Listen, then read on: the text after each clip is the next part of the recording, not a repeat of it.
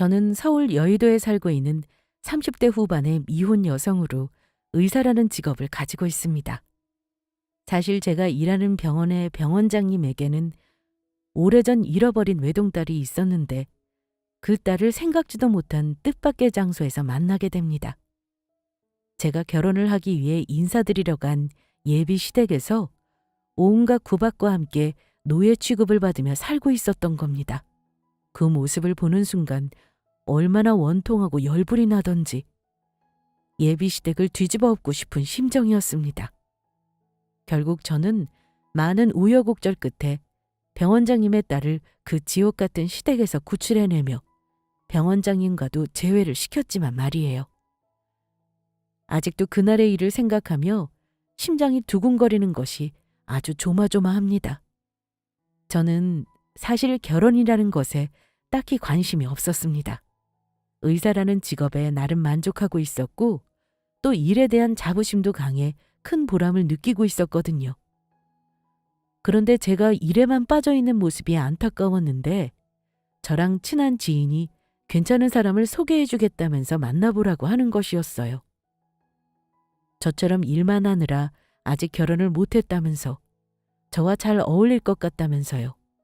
그래서 그냥 경험으로라도 한번 만나보는 것도 나쁘지 않을 것 같다는 생각에 만나게 되었고 저희 두 사람은 처음 본 순간부터 서로에게 호감을 느끼며 연인으로 발전해 미래를 약속하게 되었죠. 그런데 막상 결혼을 약속하고 예비 시댁에 인사를 드리러 가게 되니 긴장이 되더라고요. 하지만 그렇게 크게 걱정하지는 않았습니다. 예비 시어머니와 시동생 그리고 동서와 저희 예비 신랑까지 한 집에서 같이 살고 있었는데 예비 신랑의 말로는 비록 시아버지께서 일찍 돌아가시고 안 계시지만 자기의 집이 매우 화목한 가정이라고 알려주었거든요. 예비 신랑도 믿음직하고 좋은 사람이라 저도 그 말을 믿어 의심치 않았고요.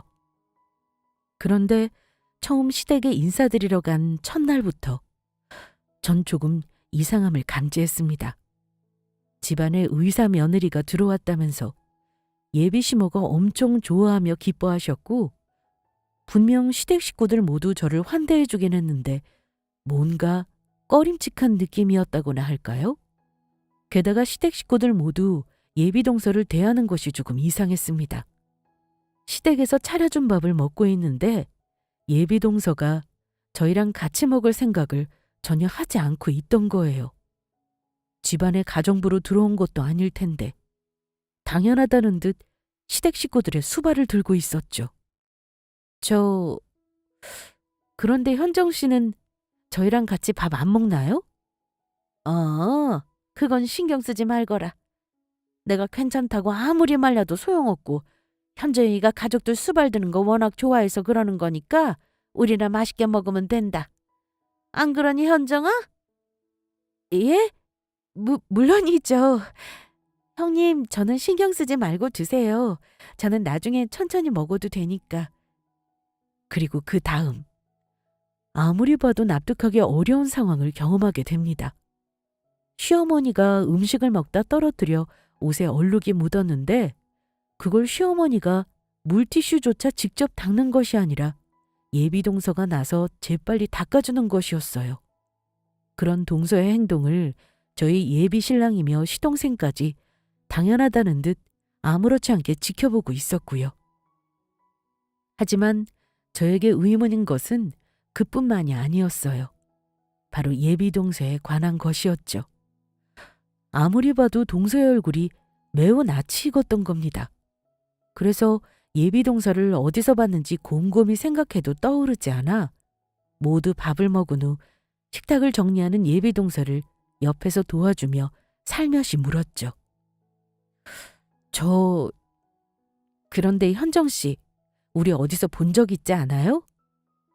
아무리 봐도 너무 낯이 익은 게 어디서 만났던 적이 있는 것 같아서요. 형님이 저를요? 에이, 형님이 저 같은 사람을 언제 보셨겠어요. 제가 만약 의사라는 지인은 알고 있었다면 벌써 여기저기 자랑하고 다녔을걸요?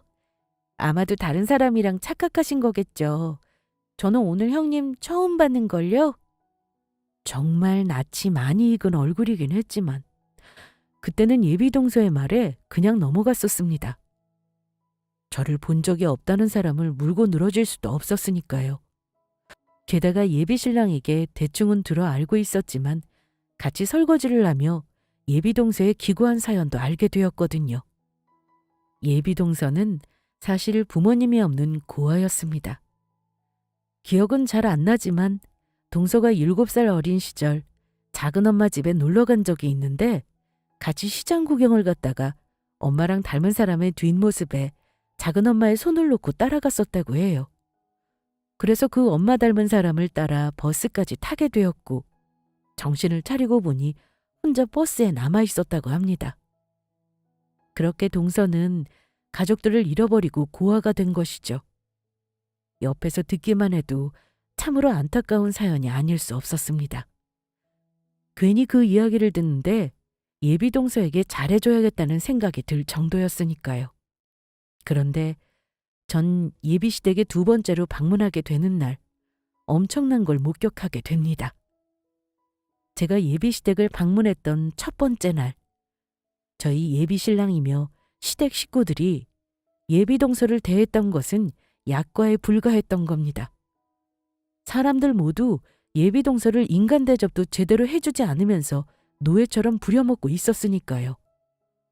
동서 혼자 저까지 5명이나 되는 사람이 먹을 상을 준비하다 보니 식사가 조금 늦어졌는데 그래서 제가 동서를 옆에서 도와주게 되었거든요. 그랬더니 모두 난리가 났던 겁니다. 재수 씨, 저번에도 그러더니 이런 허드렛 일을 감히 의사인 우리 진주 씨한테 시키는 겁니까? 사람 수발드는 일은 능력 없는 재수 씨 같은 사람이나 하는 거라고요. 다음부터 이러면 정말 재미없을 줄 아세요.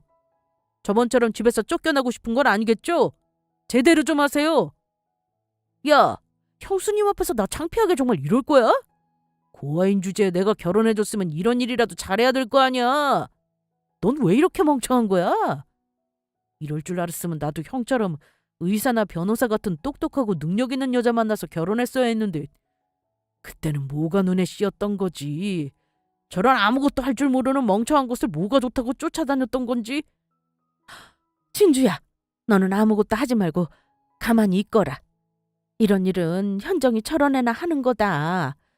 고아라 못 배우고 자라서인지 너랑 자기랑 같은 동급이라고 여겼나 보다. 그러니까 지가 할 일을 너한테 시켰겠지. 내가 이따가 현정이 따끔하게 혼낼 테니까 너무 마음에 담아주지 말고. 정말 미안하구나. 아니에요. 제가 좋아서 현정 씨 돕겠다고 한 건데 다들 뭔가 오해를 하셨나 보네요. 그리고 저는 부모님께 일은 모두 신성하다고 배웠는데 허드렛 일이 어디 있고 아닌 일이 어디 있겠어요. 저는 살림자라는 현정 씨가 정말 대단해 보이던데요. 현정 씨, 괜히 제가 잘못해서 곤란하게 한 것 같아 정말 미안해요. 아니에요, 형님. 저는 괜찮아요. 마음 쓰지 마세요. 그리고 제가 형님보다 손해랄 사람인데 존대하지 말고 편하게 말씀해 주시고요. 그냥 편하게 동서라고 불러주시고요. 그때 딱 저는 결론이 나오더라고요. 예비 동서를 대하는 예비 신랑이며 시댁 식구의 행동에 이 결혼은 관둬야겠다는 생각이요. 이런 쓰레기 같은 집안과 더는 엮이고 싶지 않아 당장이라도 시댁을 뛰쳐나오고 싶은 심정이었어요. 하지만 전 그럴 수가 없었습니다. 예비 동서를 이런 거지 같은 집구석에서 구해내야겠다는 생각이 들었거든요. 남의 일에 무슨 상관이냐는 사람도 있겠지만 저는 그렇지가 않았습니다. 사실 저에게는 여동생이 하나가 있었거든요. 저를 많이 따르며 좋아하던 착하고 예쁜 동생이었습니다. 그런데 그런 여동생이 몇 년 전 암으로 제 곁을 떠난 겁니다. 게다가 부모님도 여동생이 대학교를 막 졸업했을 당시 교통사고로 돌아가신 터라 여동생과 저는 매우 애틋한 사이였죠. 그런데 그런 저희 여동생과 비슷한 또래의 예비동서가 당하고 있으니 가만히 있을 수가 없더라고요. 더군다나 예비동서는 저희 여동생과 이름까지 똑같았습니다. 그러니 시댁 식구에게 동서가 당할 때마다 제 동생이 당하는 것처럼 마음이 아팠던 겁니다. 동서와 같은 여자로서 시댁이 도저히 용서가 안 되었고요. 하지만 예비 동서를 예비 시댁에서 고해내기 전까지는 티를 내지 않고 예비 신랑과 관계를 유지하는 척 연기를 하기로 했습니다. 그래야 예비 동서의 상황을 좀 더 잘 지켜볼 수 있고 제대로 된 대책을 세울 수 있을 테니까요. 저는 동서를 그 집에서 빼올 계획을 세우며 방법을 생각하게 됩니다. 그래서 일단 동서에게 일자리를 먼저 구해주기로 했어요. 아무래도 사람에게 가장 중요한 것은 먹고 사는 문제였기에 가장 필요한 일이라고 생각했거든요. 그래서 만약 동서가 일을 하게 된다면 제가 곁에서 잘 돌봐줄 수 있도록 저희 병원에서 일하게 하고 싶었습니다. 아무래도 오랫동안 시댁 식구들에게 정신적 학대를 당해왔으니 시동생과 이혼해서 집을 나오게 되면 한동안은 정신과 치료도 필요하다고 생각했고, 그렇다면 일할 때도 곁에서 잘 돌보며 지켜줄 보호자가 필요하다는 판단이었으니까요. 하지만 오랫동안 집에서 살림만 해왔던 동서이기에 저희 병원에서 일할 만한 곳이 없더라고요. 그런데 때마침 동서가 할 수 있을 만한 괜찮은 자리가 하나 나오게 됩니다. 병원에서 때마침 구내식당에 직원을 뽑고 있었던 겁니다. 예비 동서는 23살에 결혼해 31살이 되는 동안 살림을 하며 음식을 해왔으니 괜찮을 것 같았어요. 그래서 병원장님에게 동서의 사정을 사실대로 말하고 마땅한 사람이 없는 거면 뽑아달라고 부탁을 드리게 되었습니다. 사실 병원장님이랑 저는 조금 특별한 관계였거든요. 병원장님과 저희 부모님은 친한 친구 사이였습니다. 부모님도 살아계실 때 작은 병원을 운영하는 의사였고요. 그래서 병원장님은 저를 친딸처럼 생각하셨고 병원장님의 권유로 병원장님이 운영하시는 이곳 병원에도 오게 되었던 겁니다. 그런데 저는 병원장님과 이야기를 나누는 도중 아주 까무러칠 뻔했습니다. 병원장님의 책상 위에 아주 낯익은 사람의 사진을 발견했던 것입니다. 온몸에 소름이 돋을 정도였죠. 병원장님 탁자 위에 동서와 똑 닮은 어린 소녀의 사진이 있었으니까요. 다름 아닌 오래전 병원장님께서 잃어버렸던 하나밖에 없는 외동딸이었습니다. 병원장님 부부는 따님을 잃어버린 후 충격으로 자식도 낳지 않은 상태였거든요. 그제야 제가 왜 동서의 얼굴이 어디서 많이 본 듯 익숙했는지 알게 되었습니다. 병원장실에 들릴 때마다 병원장님의 책상 위에 있던 따님의 사진을 자주 봐왔으니까요. 그런데 너무 연관이 없는 곳에서 예비 동서를 만나보니 떠올리지 못했던 겁니다. 아무래도 정황상 예비 동서가 병원장님이 잃어버린 딸이 확률이 매우 높아 보였죠. 하지만 정확하지 않은 상황에서 딸을 찾은 것 같다고 병원장님에게 말할 수는 없었습니다. 원장이 딸 찾으려고 여러 번 노력했었고 친딸인 척 찾아와 사기를 당했던 경우도 몇 번 있었기 때문이에요. 그래서 전 병원장님이 확인할 수 있도록 동서와 자연스럽게 만나게 할 계획을 세우게 됩니다.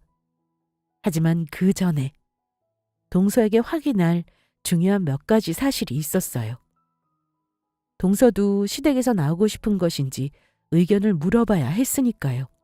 무엇보다 당사자의 의견이 중요한 부분이었기 때문입니다. 그래서 저는 동서에게 휴대폰으로 연락하게 됩니다. 형님 안녕하세요. 무슨 일이세요? 동서 안녕? 그러니까 동서한테 갑자기 이런 말해서 너무 뜬금없고 당혹스러울 수도 있는데 옆에 어머니 계신 거면 네, 아니오로만 대답해줘? 그러자 잠시 생각에 잠긴 것 같던 동서가 말했습니다. 네. 동서 그 집에서 식구들한테 괴롭힘 당하고 있는 거 맞지?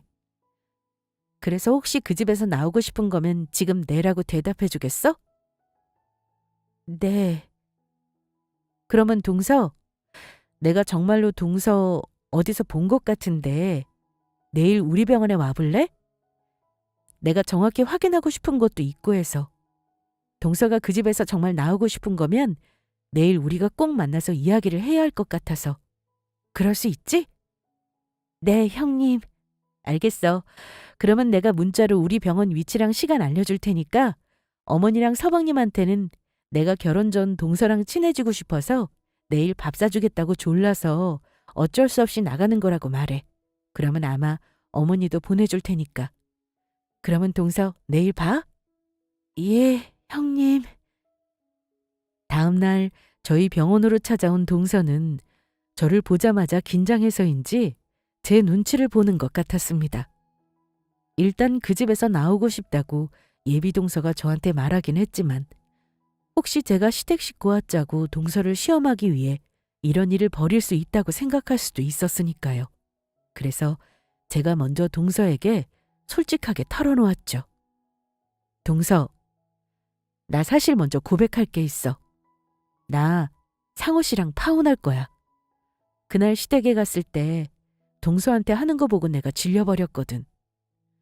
상호 씨도 그렇지만 시댁 식구들 어떻게 그렇게 하나같이 무식하고 못될 수 있는지 동서한테 대하는 거 보고 내가 다 화가 나더라.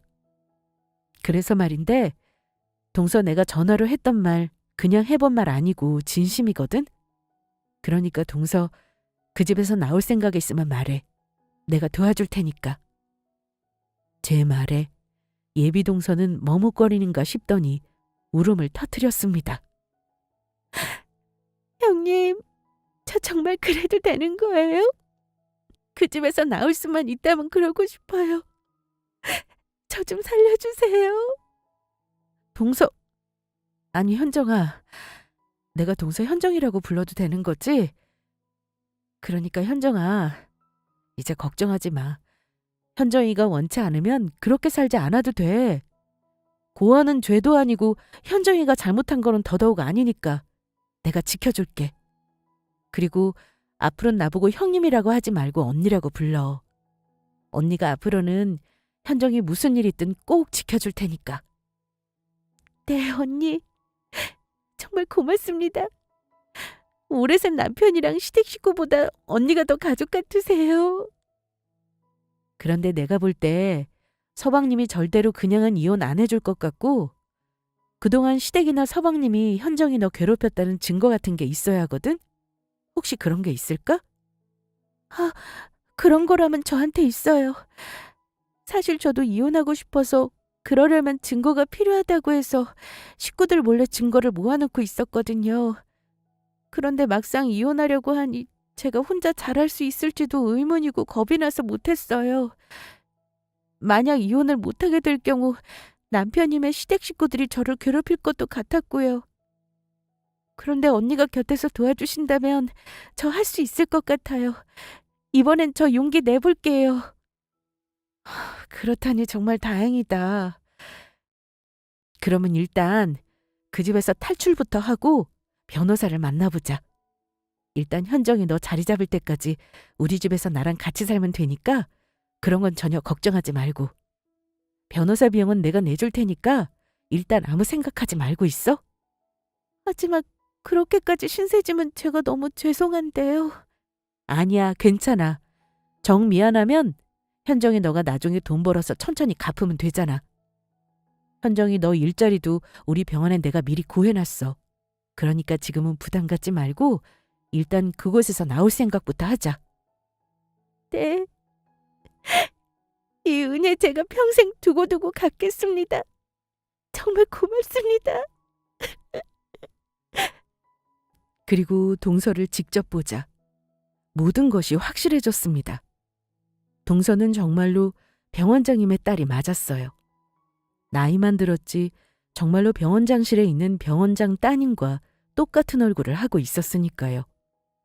그래서 긴가민가한 상황에서 그 사실을 확인하기 위해 동서가 취업하게 될 병원도 보여주며 확인도 할 겸 저희 병원으로 부른 것이었죠. 그리고 저는 조심스레 동서에게 한 가지를 더 물었어요. 그런데 현정아, 너는 부모님 안 보고 싶어? 부모님이요? 어, 부모님 모습은 전혀 기억 안 난다고 하지만 저번에 들으니 그래도 어느 정도 부모님에 대한 기억도 남아있는 것 같고 그러면 많이 보고 싶을 거 아니야. 사실 저도 보고 싶어요. 그래서 실종아동 유전자 등록하는 게 있다고 해서 해보려고도 했는데 남편이며 시댁 식구들 반대가 워낙 심해하죠. 그래서 하고 싶어도 못하고 있었어요. 그러면 현정이 너도 네 가족들 찾을 수 있다면 꼭 만나고 싶다는 이야기지? 물론이죠. 저희 부모님을 다시 만날 수 있다면 저 불길 속이라도 뛰어들 자신 있어요. 알겠어. 네 생각 알려줘서 고마워. 동서의 말에 전 때가 되었음을 알게 되었어요. 그래서 죽이 되든 밥이 되든 병원장님을 만나 동서와 보게 해줄 생각이었죠. 정말로 동서가 병원장님의 딸이 맞는다면 원장님께서 한 번에 알아보실 거란 판단해서였습니다. 하지만 일단 그 전에 하루라도 빨리 동서를 그 악의 소굴 속에서 구해내야 했어요. 어차피 동서에게 특별히 집에서 가지고 나올 짐이 있는 것도 아니라고 하고 옷가지들도 일단 제 옷을 같이 입거나 사면 그만인 것들이니 최대한 티가 나지 않도록 저희는 맨몸으로 나오는 방식을 선택하기로 했어요. 그리고 그 계획은 다음날 바로 실행하기로 했죠. 그래서 다음날 전 이른 새벽 시댁 근처에 주차를 하고 동서가 나오길 기다렸습니다. 혹시 시댁 식구들이 동서가 사라진 후 경찰에 신고할 것까지 대비해 아파트 CCTV가 안 보이는 도로 외곽에 차를 주차해놨어요. 그런데 그때 생각지도 못한 뜻밖의 일이 벌어졌습니다. 초조한 마음으로 동서를 기다리는데 아무리 기다려도 동서의 모습이 보이질 않는 거예요. 그래서 혹시 몰래 나오다가 들킨 것은 아닌지 무슨 일이 생겼나 차에서 내려 동서네 집으로 향하려 하는데 다행히 멀리서 달려오는 동서의 모습을 발견했습니다. 그 모습에 저는 재빨리 차 밖으로 나와 동서에게 손을 흔들어 주었고 동서도 저를 보더니 더욱 힘을 내 달려왔습니다. 그리고 동서와 저는 재빨리 차에 탔습니다. 현정아, 어떻게 된 거야? 아무리 기다려도 안 나와서 걱정했잖아. 제가 막 나오려고 했는데 그만 화장실에서 나오는 어머니랑 딱 마주쳤지 뭐예요. 그때 들키는 줄 알고 얼마나 놀랐는지 몰라요. 그래서 저도 화장실 가려고 나온 척 연기하느라 늦었어요. 죄송해요, 언니. 많이 기다리셨죠? 아니야, 괜찮아. 현정이 너만 무사히 나왔으면 된 거야. 일단 여기 있다가 들킬 수도 있으니 우리 얼른 빠져나가자. 그렇게 저희는 무사히 시댁을 빠져나왔고 저희 집에 도착할 수 있었습니다. 동서와 저는 서로 부둥켜 안고 울었어요. 언니, 이게 꿈은 아니죠? 저 이제 정말로 자유예요. 그 지긋지긋한 인간들 보지 않아도 돼요. 그래, 현정아. 이제는 마음 놓고 살아. 내가 장담하건대 앞으로는 좋은 일들만 있을 거야. 언니 정말로 그럴까요? 저도 앞으로는 행복해질 수 있을까요? 당연하지. 그리고 현정이 너 우리 병원에 면접 본 거 있지? 그거 붙었어. 사실 병원장님께 네 사정을 이야기 드렸었거든. 그랬더니 바로 뽑아주시겠다고 하더라. 그래서 출근은 다음 달부터 하고 오늘은 병원에 잠깐 인사하러 가면 될 것 같아. 내가 바로 오늘 너 데리고 병원으로 일하는데 인사하러 간다고 이야기했어. 혹시 내가 병원장님께 현정이 너 사정 이야기해서 기분 나쁘다면 미안해. 아니에요. 언니가 저 위해서 그러신 건데요. 그리고 지금 제 입장에선 이렇게 병원에 취직도 하고 감지덕지한걸요. 고맙습니다. 그리고 방은 저기 내 동생이 쓰던 방 쓰면 돼. 언니, 제가 그래도 될까요? 저번에 언니 이야기 들어보니까 동생분 돌아가셨다고 하지 않았어요? 그러면 방에 보관해둔 동생분 물건도 전부 소중한 것들일 텐데 제가 그래도 되는지 모르겠어요. 당연히 되고 말고 중요한 동생 유품들은 내 방으로 옮겨서 이미 정리해놨어. 그리고 하늘에 있는 내 동생 현정이도 현정이 너가 쓴다고 하면 분명히 좋아할 거야. 자기 방에 좋은 사람이 들어왔다고. 그러니까 아무 걱정하지 말고 편하게 지내. 얘가 입을 옷들도 몇 벌 사놨으니까 당분간은 그거 입으면 될 거야. 언니, 이건 그냥 빈말이 아니라 정말로 감사해요. 정말 뭐라고 표현해야 될지 모르겠어요. 제가 친언니는 없지만 언니가 정말로 꼭 제 친언니 같아요. 사실 사는 게 너무 힘들어서 죽을 생각까지 했었거든요. 그런데 그때 언니가 나타나 준 거예요. 언니가 정말 제 생명의 은인이에요. 정말 고맙습니다. 동서의 우는 모습에 저는 동서를 안아주었습니다. 어느새 제 눈에도 눈물이 흐르고 있었죠. 살아있다면 저희 동생과 비슷한 나이일 동서가 남들도 해보지 않은 모진 세월을 버티며 살아왔던 걸 생각하니 제 동생이 고생을 한 것처럼 가슴이 아파졌으니까요. 동서에게 해주는 것들이 꼭 제 동생에게 해주는 것 같은 기분이 들었습니다. 현정아, 걱정하지 마. 앞으로 내가 꼭 현정이 너 지켜줄 거야. 그러니까 그런 나쁜 생각하지 말고 앞으로는 씩씩하게 사는 거야.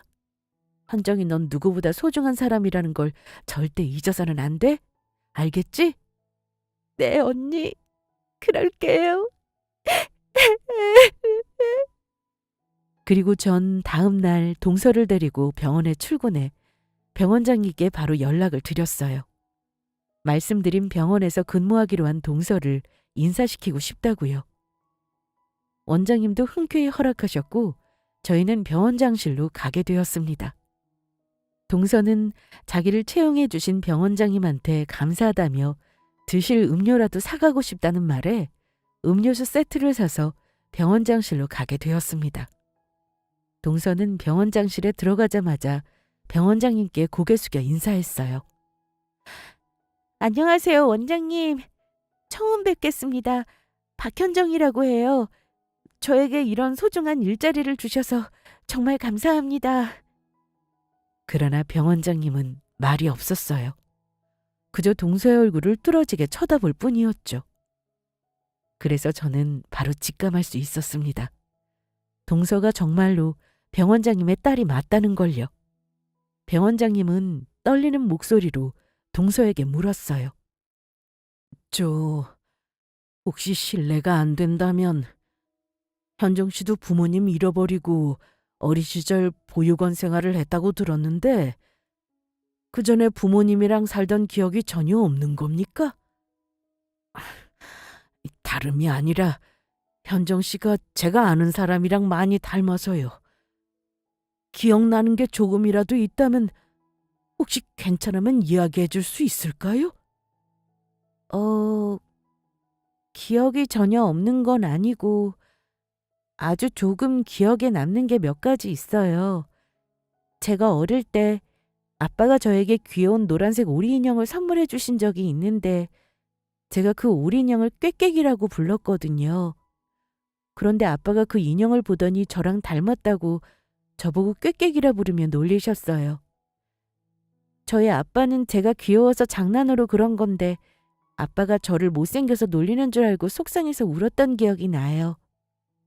그리고 제가 단독주택에 살았던 것 같은데 집에 큰 벚꽃나무가 한 그루 있었거든요.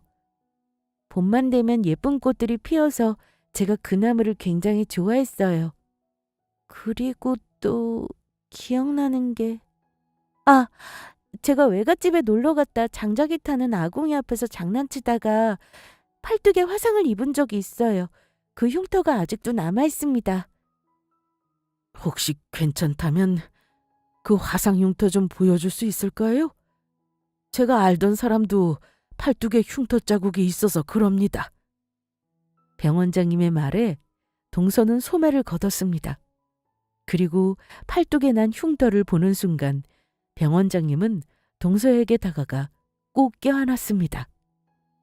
내 딸 다빈아, 어디 갔다가 이제야 나타난 거야? 너를 잃어버리고 아빠랑 엄마랑 널 얼마나 찾았는지 알아? 내가 바로 네 아빠다. 예? 그게 무슨 말씀이세요? 원장님이 저희 아빠라니요? 다빈아, 모르겠어? 우리 꾀깨기 다빈이 아빠가 너무 늦게 우리 딸 찾아서 미안하다. 그러면 원장님이 정말로 저희 아빠이신 거예요? 정말로 내 아빠 맞아? 그리고 내 이름이 다빈이고? 그래, 다빈아. 그리고 내가 네 아빠다. 그날 장모님 집에서 우리 딸 팔뚝에 화상 입고 아파서 고생하는 거 보고 아빠가 얼마나 가슴이 아팠는데. 그리고 우리 집 마당에 큰 벚꽃나무가 있었다. 우리 다빈이가 언제 찾아올지 몰라 아직도 그 집에서 살고 있었어. 아빠, 왜 이제야 나타난 거야? 그동안 내가 얼마나 외롭고 힘들었는데, 나 그동안 얼마나 보고 싶었는데. 미안하다. 미안해, 다빈아. 아빠. 동서와 병원장님은 서로를 끌어안았습니다. 그리고 오랜 시간 떨어져 지내면서 나누지 못했던 이야기도 나누게 되었죠. 그리고 그날 마침 병원장님은 오후에 휴진이었고 저도 동서일로 미리 시간을 빼놓은 상태라 다 같이 병원장님 집으로 가게 되었습니다. 그리고 그곳에서 동서는 친엄마도 만날 수 있었죠. 그동안 예비시댁이 동서한테 벌인 만행을 듣고 병원장님이며 병원장님 사모님까지 매우 분노했습니다. 그래서 저희는 병원장님과 함께 예비시댁에 제대로 복수해주기를 마음먹었습니다. 그리고 며칠 후 저는 아무 일도 없는 척 예비신랑에게 연락을 했어요. 예비신랑이 만나자는 걸 제가 최근 들어 바쁘다며 계속 피하고 있었거든요. 그런데 예비신랑에게 연락을 해보니 정신이 없는 건 그쪽도 마찬가지더라고요. 자기야, 이런 말 갑자기 해서 미안한데 우리 집에 지금 큰일이 생겨서 상견례 날짜는 그 일이 해결된 후에야 정해야 할 것 같아. 나야 괜찮지. 어차피 상견례라고 해봤자 우리 집은 나 혼자 나가게 될 거고 날짜 미뤄도 상관없을 것 같아. 그런데 갑자기 왜? 집에 무슨 일이라도 생긴 거야? 그게 사실은 재수 씨가 우리 가족이랑 더는 못 살겠다고 쪽지 한 장만 달랑 남기고 집을 나가버렸거든. 가족도 없는 거 걷어서 먹이고 입혀 살게 해줬더니 그게 그렇게 우리 뒤통수를 쳤지 뭐야. 그게 없으니까 집에 청소랑 밥 해줄 사람도 없고 아주 엉망진창이라고. 우리 지금 며칠 동안 배달 음식이랑 라면만 먹고 있는데 아주 지겨워 죽겠어. 그래서 어떻게든 재수 씨 찾아서 데리고 오려고 하는데 어디 갔는지 찾을 수가 있어야지. 아, 동서 이야기였구나. 그거라면 걱정하지 않아도 될 것 같아. 동서 지금 어디서 지내는지 내가 알거든. 뭐라고? 그게 정말이야? 그러면 당장 우리 집으로 데려다 좀 줘. 상호 씨, 미안한데 그럴 수 없을 것 같아.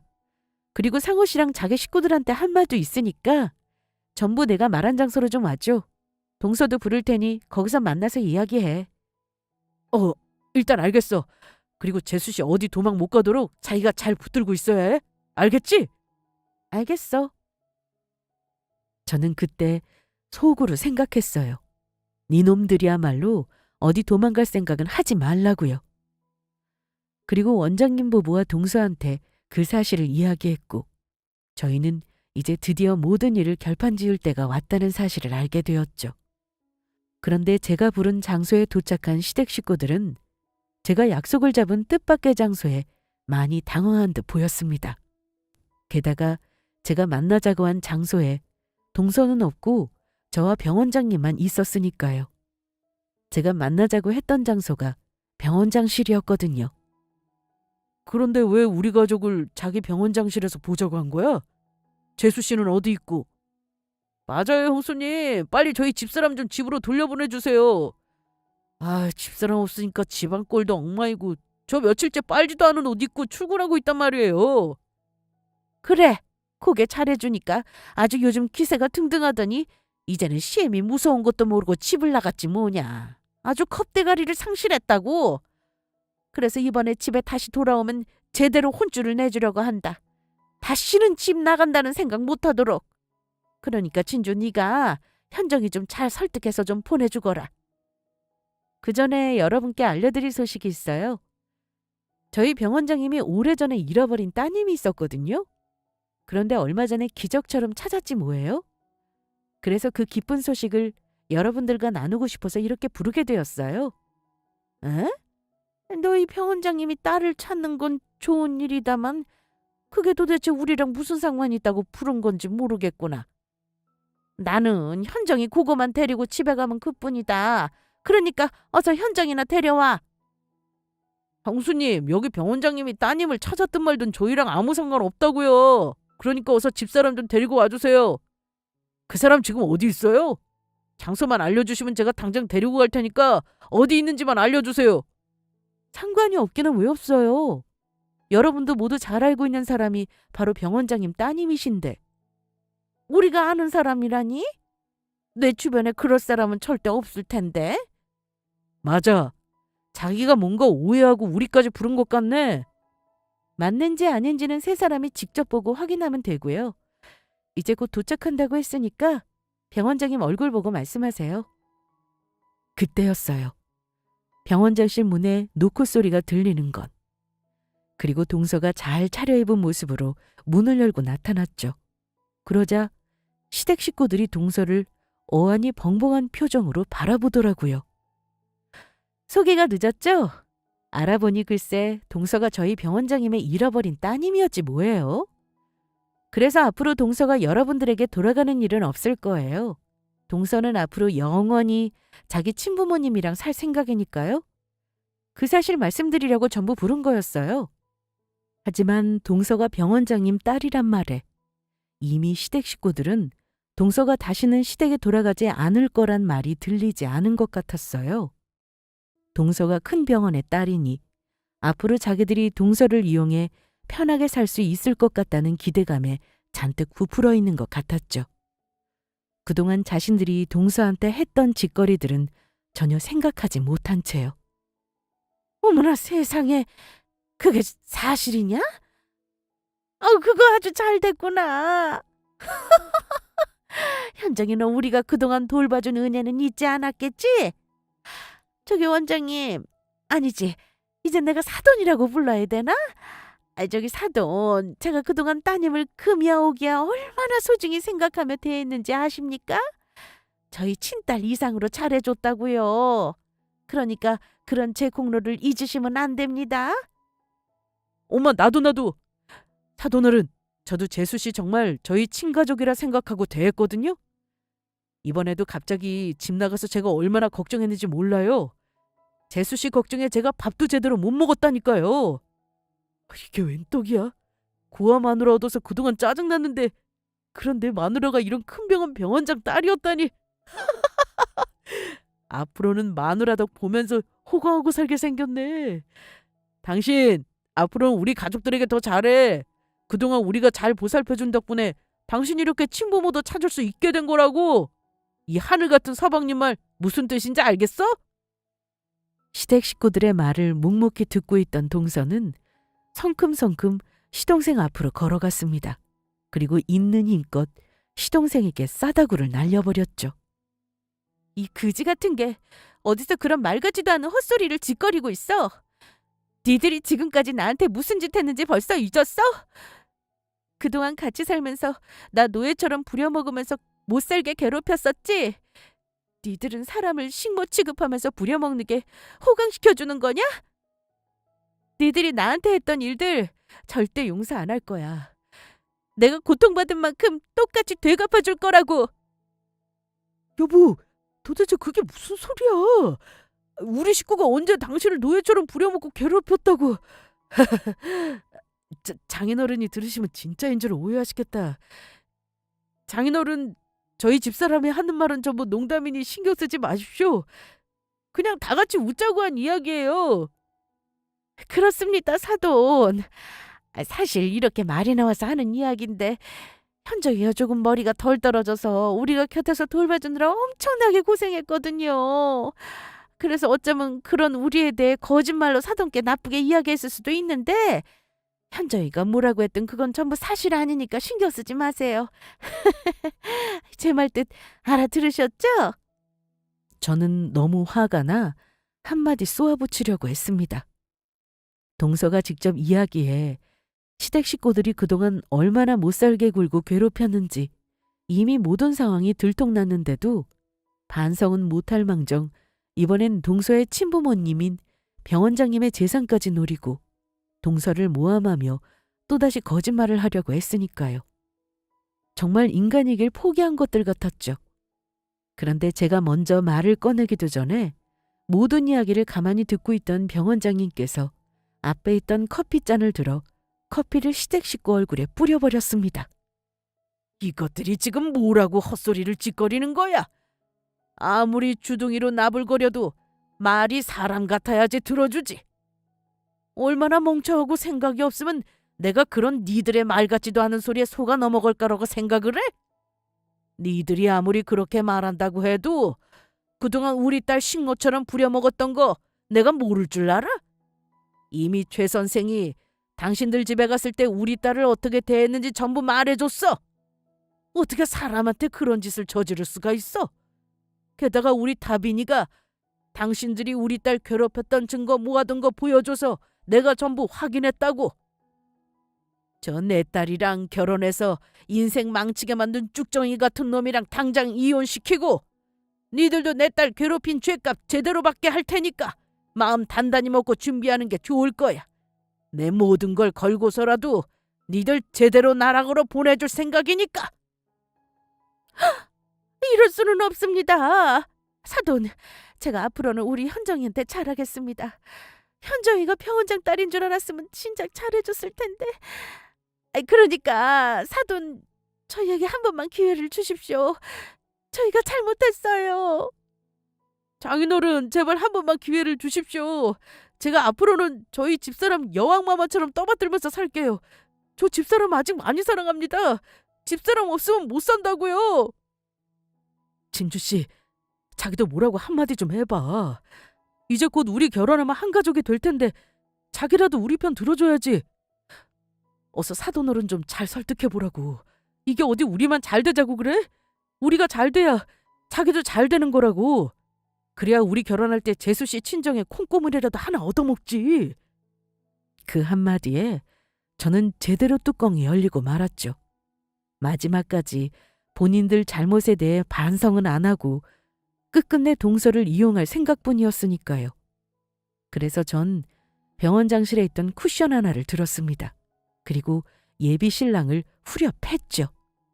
이 미친 자식아! 그러고도 니놈이 인간이냐? 이렇게 만천에 니들 잘못이 밝혀졌는데도 정신 못 차리고 동서를 계속해 이용해 먹을 생각을 해? 이 쓰레기 같은 놈! 죽어라! 죽어!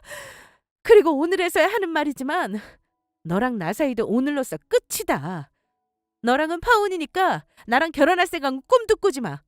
너 같은 똥차에 폐기물 시댁 나는 절대 필요 없으니까. 자기 아파. 우리가 파혼이라니. 절대 그럴 수 없어. 자기야, 너 버리지 마. 진주야, 이 마당에 너까지 파혼을 하겠다니 무슨 소리냐. 병원장 딸 며느리에 의사 며느리까지 하루아침에 전부 잃게 생겼네. 진주야, 너라도 다시 생각해다오. 이럴 순 없다. 이럴 순 없어. 내가 미쳤냐? 이미 현정이한테 하는 거 봐서 니들이 어떤 인간들인 줄 알았는데 내가 그런 집안에 시집을 가겠냐? 가서 무슨 일을 당할 줄 알고. 그리고 들어보니 니들이 현정이 실종자 가족 찾는 유전자 등록도 못하게 막고 있었다며? 원장님은 이미 유전자 등록해서 니들이 막지만 않았어도 진작 원장님이랑 현정이 만날 수도 있었는데 니들 때문에 못 만났어. 니들 현정이가 가족 찾으면 도망갈까봐 등록 못하게 막았던 거지? 이 쓰레기 같은 것들. 개차 반인 니들끼리 어디 한번 잘 살아봐라. 진짜로 멍청하고 이 덜 떨어진 것들아. 당장 우리 앞에서 꺼져. 예비 신랑이며 시댁 식구들이 병원장실 안에서 나가지 않으려 난동을 부렸지만 그것도 오래가지 못했어요. 병원장님이 호출해서 병원 보안 요원들에게 붙잡혀 쫓겨났으니까요. 그런데도 끝까지 발악하기 바쁘더라고요. 시어머니는 신발까지 벗겨져 몸이 질질 끌려가는 와중에도 통곡을 하며 저희를 향해 두 손을 모아 빌었으니까요. 게다가 시동생은 숨도 제대로 못 쉬고 울더라고요. 아주 초상집이 따로 없었죠. 니들 이거 놓지 못해? 내가 여기 병원장 사위야. 지금은 장인어른이 화가 많이 나셔서 그런 거지만 나중에 화 풀리면 니들 전부 자르라고 할 테니까 그렇게 하려고.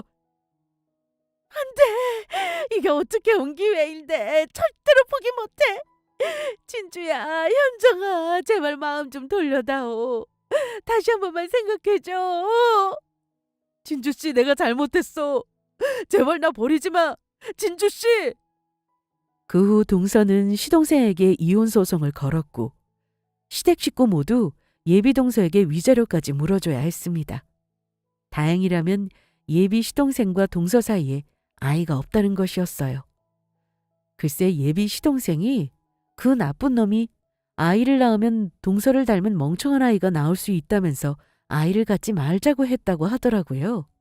진짜 멍청한 건 바로 시댁 식구와 시동생 그놈이었는데 말이에요. 게다가 예비 시동생은 얼마 지나지 않아 회사에서 잘리게 되었습니다. 예비 시동생은 신문 기자였는데 제가 시동생이 다니는 신문사에 예비 시동생이 어떤 인간인지 그동안 동서를 괴롭힌 증거들과 함께 제보를 해버렸거든요. 게다가 원장님 친구분의 친구가 그곳 신문사 편집국장으로 있어 일을 덮으려야 덮을 수가 없었던 겁니다.